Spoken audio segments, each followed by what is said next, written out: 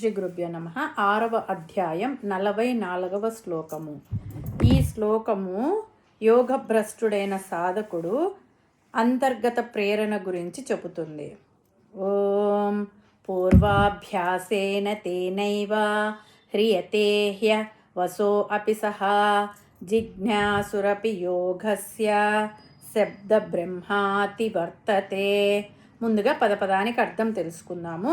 పూర్వ అభ్యాసేన గత జన్మలోని అభ్యాసము సాధన చేత, తేన ఏవా దాని ద్వారానే, హ్రియతే ఆకర్షించబడతాడు, హి నిశ్చయముగా, అవసహ అపి తన వశంలో లేకపోయినప్పటికీ, సహ అతడు, జిజ్ఞాసు అపి యోగమును తెలుసుకోవాలనే కుతూహలం కలవాడు కూడా, యోగస్య యోగము యొక్క, శబ్ద బ్రహ్మ వేదోక్తమైన కర్మకాండలను అతివర్తతే అధిగమిస్తాడు.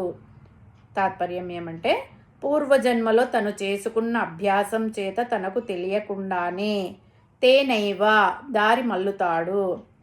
పూర్వాభ్యాసం పూర్వజన్మలో అభ్యసించిన యోగం యొక్క బలము చేత తనకు తెలియకుండానే యోగాభ్యాసం వైపుకు లాగబడుతున్నాడు.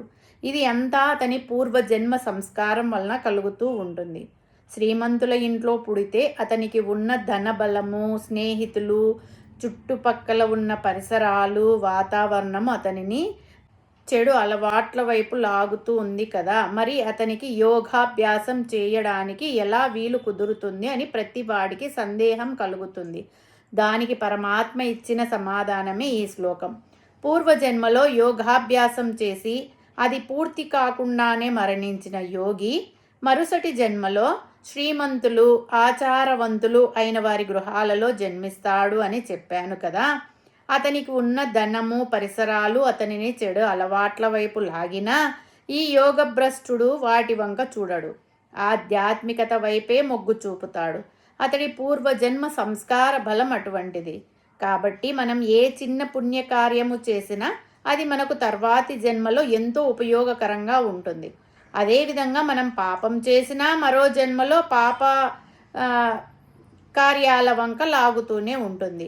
పుణ్యకార్యాలు, ధ్యానము మంచి బుద్ధిని కలిగిస్తే పాపపు పనులు పాప బుద్ధిని కలిగిస్తాయి. ఇప్పటికే మనము అక్కడక్కడ చూస్తుంటాం.